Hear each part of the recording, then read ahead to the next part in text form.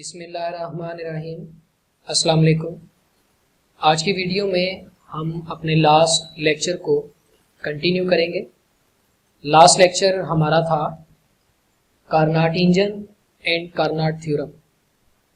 तो हमने last time Karnat engine की वर्किंग को डिस्कस किया था और at the end Karnat engine की जो एफिशिएंसी होती है उसका फार्मूला हमने ड्राइव किया था और हमने कार्नाट साइकिल को डिटेल के साथ डिस्कस किया था कि कार्नाट साइकिल जो है वो 4 इवेंट्स पर मुश्तमिल होता है, जिनमें पहला इवेंट हमारे पास होता है आइसोथर्मल एक्सपेंशन, फिर होता है एडियाबैटिक एक्सपेंशन, तीसरा इवेंट होता है आइसोथर्मल कंप्रेशन और चौथा और लास्ट इवेंट हमारे पास था एडियाबैटिक कंप्रेशन।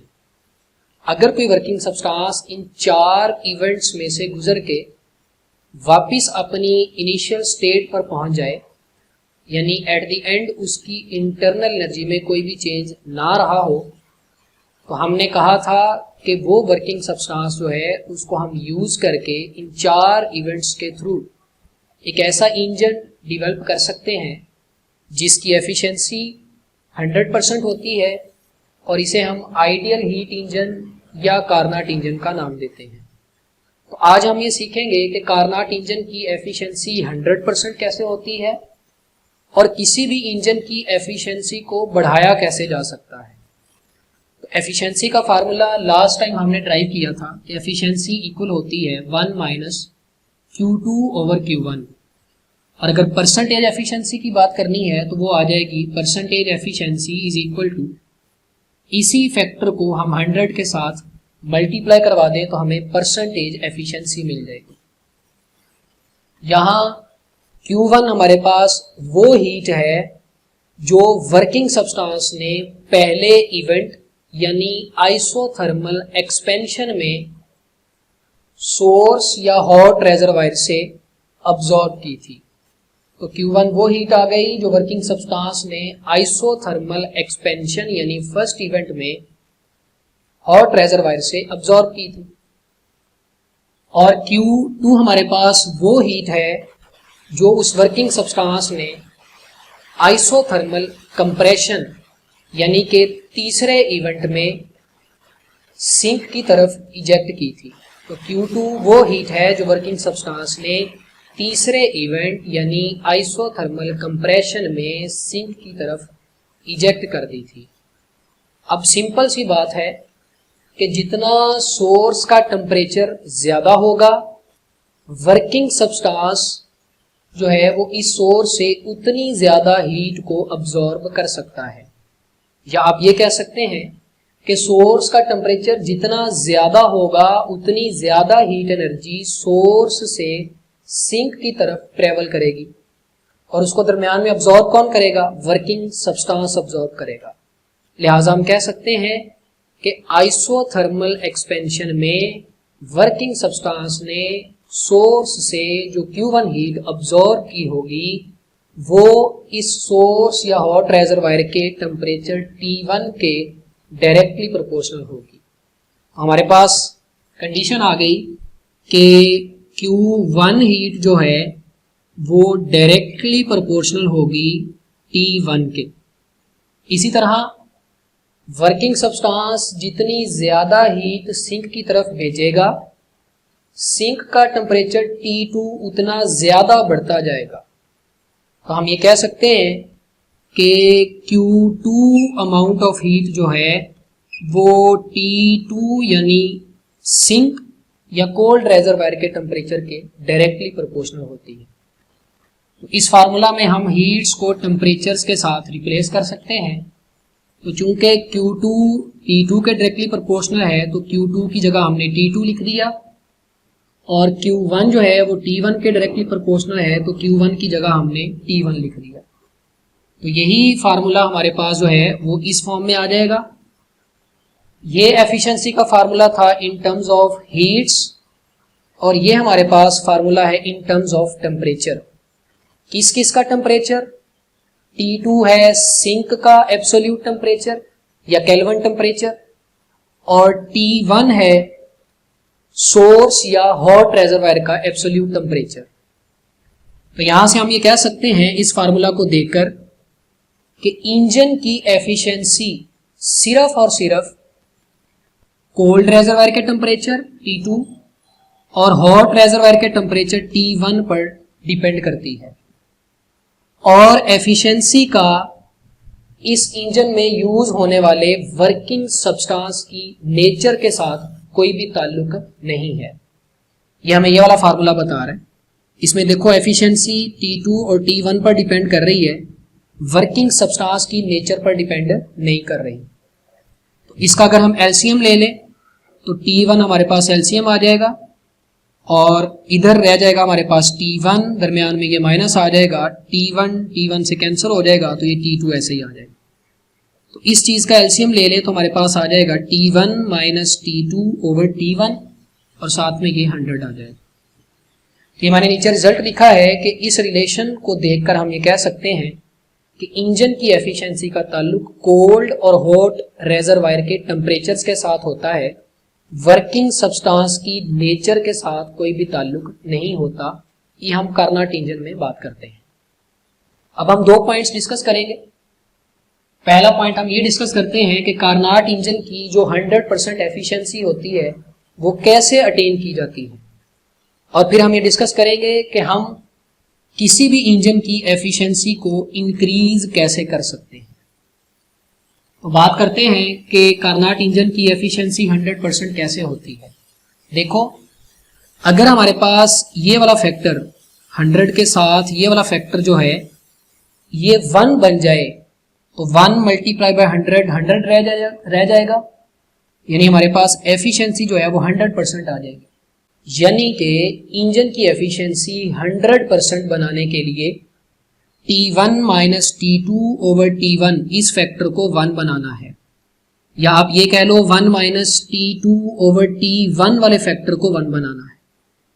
तो हमारे पास 100% एफिशिएंसी के लिए 1 माइनस T2 ओवर T1 ये फैक्टर जो है ये 1 के इक्वल होना चाहिए, और ये फैक्टर 1 के इक्वल कब आएगा? ये देखो 1 तो हमारे पास ये मौजूद है, तो 1 में से क्या माइनस करें तो हमारे पास दोबारा 1 बचेगा। तो 1 में से अगर हम 0 माइनस कर दें तो हमारे पास वापिस 1 आ जाएगा। यानी असल बात यह है कि हमने यहां पर T2 ओवर T1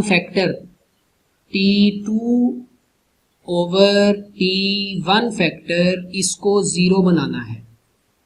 अगर ये 0 हो गया, अगर ये फैक्टर 0 हो गया तो 1 माइनस 0 1 आ जाएगा हमारे पास, यानी ये फैक्टर 1 बन जाएगा। जब ये 1 हो जाएगा तो 100 के साथ मल्टीप्लाई होके एफिशिएंसी 100% आ जाएगी। अब T2 ओवर T1 को 0 कब किया जा सकता है स्टूडेंट्स? ये वाला फैक्टर 0 सिर्फ तब हो सकता है जब इसमें हमारे पास ये जो न्यूमिनेटर है जो कि T2 है वो 0 हो जाएगा। 0 ओवर समथिंग जो है वो 0 के इक्वल होता है। तो चाहे हॉट रेजरवायर का टेम्परेचर T1 कुछ भी हो जाए, अगर कोल्ड रेजरवायर का टेम्परेचर 0 केल्विन होगा यानी T2 0 केल्विन होगा तो T2 ओवर T1 0 आ जाएगा। जब ये 0 हो जाएगा 1 माइनस 0 1 आ जाएगा, यहां पर ये 1 बन जाएगा और एफिशिएंसी हमारे पास 100 आ जाएगी।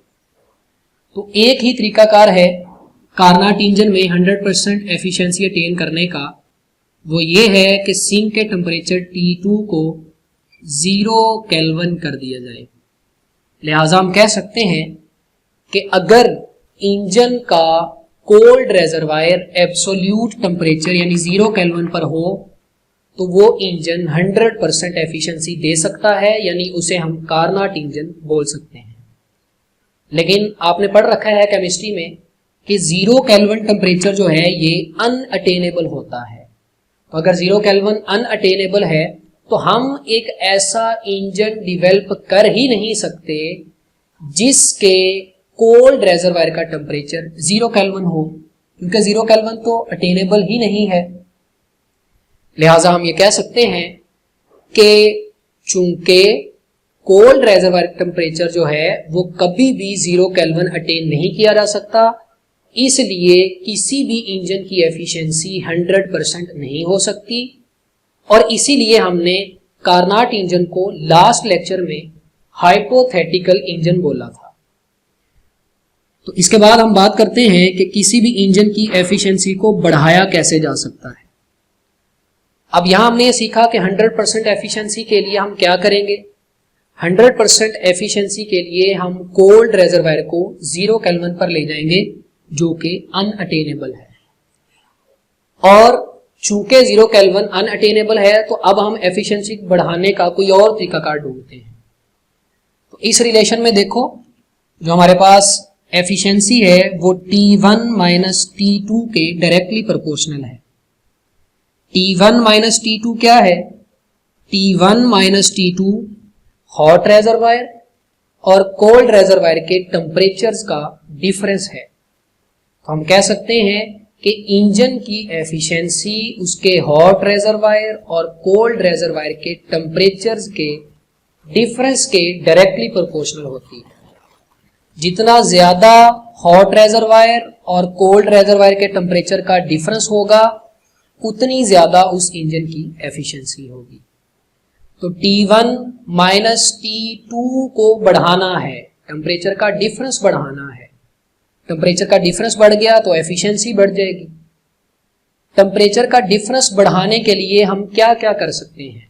नंबर 1, हम T2 को कम कर सकते हैं, यानी कोल्ड रेजरवायर को कम टेम्परेचर की तरफ लेकर जा सकते हैं।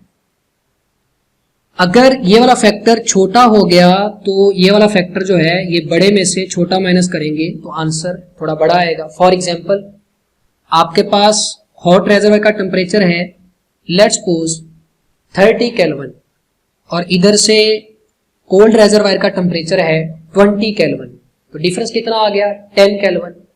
लेकिन अगर मैं कोल्ड रेजरवायर का टेम्परेचर को 20 केल्विन से 10 केल्विन पर ले आऊं, इसको 30 ही रखा है, हॉट रेजरवायर का टेम्परेचर 30 ही रखा, कोल्ड रेजरवायर के टेम्परेचर को 20 से 10 पर ले आए, यानी कोल्ड रेजरवायर का टेम्परेचर कम कर दिया, तो 30 माइनस 10 हमारे पास आंसर आ जाएगा 20 केल्विन। पहले टेम्परेचर डिफरेंस था 10 केल्विन, तब कुछ ना कुछ एफिशिएंसी होगी। अब टेम्परेचर का डिफरेंस है 20 केल्विन, टेम्परेचर का डिफरेंस बढ़ गया है, तो टेम्परेचर का डिफरेंस बढ़ने से एफिशिएंसी भी बढ़ जाएगी। तो एक तरीकाकार ये है कि कोल्ड रेजरवायर के टेम्परेचर को कम किया जाए, लेकिन आमतौर पर जो कोल्ड रेजरवायर का टेम्परेचर होता है वो रूम टेम्परेचर के नियर होता है, लिहाजा हम टेम्परेचर डिफरेंस बढ़ाने के लिए T2 कम नहीं करते, यानी कोल्ड रेजरवायर का टेम्परेचर नहीं कम करते, इसको तरजीह नहीं देते। हम इसके बरक्स हॉट रेजरवायर का टेम्परेचर बढ़ा देते हैं। लेट्स सपोज कोल्ड रेजरवायर का टेम्परेचर है 20 केल्विन, उसको 20 केल्विन ही रख लिया। ये अगर अब है 30 तो 30 माइनस 20 आ जाएगा 10 केल्विन। अगर हम इसको 20 केल्विन ही रखें, यानी कोल्ड रेजरवायर का टेम्परेचर चेंज ना करें, इधर से हॉट रेजरवायर का टेम्परेचर 30 केल्विन से बढ़ा के 50 केल्विन पर ले जाएं, तो अब 50 माइनस 20 आंसर आ जाएगा 30 केल्विन। हमारा मेन पर्पस क्या है? हमने टेम्परेचर का डिफरेंस बढ़ाना है। टेम्परेचर का डिफरेंस बढ़ाने के लिए मैंने बताया या तो T2 को कम कर लो, जो कि कारआमद नहीं है, उसको हम तरजीह नहीं देते, तो एक ही तरीका बच गया कि हम हॉट रेजरवायर के टेम्परेचर को बढ़ा लें, तो फिर ही टेम्परेचर डिफरेंस बढ़ने से एफिशिएंसी बढ़ सकती है।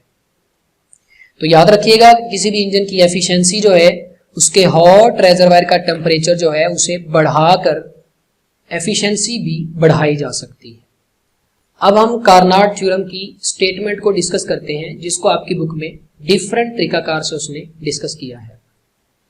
तो कार्नाट थ्योरम ये कहता है कि अगर दो इंजन्स हमारे पास हों, दो इंजन्स सेम टेम्परेचर्स पर वर्क कर रहे हों, दोनों के हॉट रेजरवायर का टेम्परेचर सेम हो, तो जो उनमें कार्नाट इंजन होगा उसकी एफिशिएंसी 100% होगी। दूसरा इंजन जो है उसकी एफिशिएंसी कभी भी 100% नहीं हो सकती। उसकी रीजन ये है कि कारनाट इंजन में कोल्ड रेजरवायर का टेम्परेचर 0 केल्विन होना चाहिए। तो दूसरे इंजन में तो 0 केल्विन होगा नहीं। दोबारा सुनो, दो इंजन हैं, एक का टेम्परेचर कोल्ड रेजरवायर का 0 केल्विन है, दूसरे का 0 केल्विन नहीं है। तो जिस इंजन के कोल्ड रेजरवायर का टेम्परेचर 0 केल्विन होगा वो कारनाट इंजन होगा, उसकी एफिशिएंसी 100% होगी। इसी स्टेटमेंट को एक और तरीका से आपकी बुक में लिखा है कि अगर हमारे पास दो कारनाट इंजन्स सेम टेम्परेचर्स पर वर्क कर रहे हैं तो उनकी एफिशिएंसी सेम होगी। तो देखें ना, कारनाट इंजन की एफिशिएंसी कितनी होनी है? 100%। तो जितने भी कारनाट इंजन होंगे सब की एफिशिएंसी जो है वो 100% होगी। तो आज के लेक्चर में हमने जो जो पॉइंट्स सीखे मैं आपको रिवाइज करवा देता हूं। पहले नंबर पर हमने ये सीखा कि इंजन की एफिशिएंसी जो है वो कोल्ड रेजरवायर और हॉट रेजरवायर के टेम्परेचर पर डिपेंड करती है, वर्किंग सब्सटेंस की नेचर पर डिपेंड नहीं करती। दूसरा पॉइंट हमने ये सीखा कि कारनाट इंजन की एफिशिएंसी 100% इसलिए होती है कि इसमें कोल्ड रेजरवायर का टेम्परेचर जो है वो 0 केल्विन रखा जाता है और चूंकि 0 केल्विन अनअटेनेबल है लिहाजा कारनाट इंजन जो है वो एक हाइपोथेटिकल इंजन है।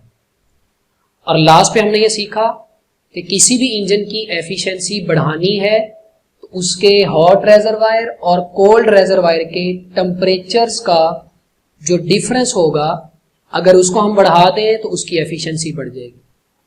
टेम्परेचर का डिफरेंस बढ़ाने के आपको दो तरीकाकार बताए।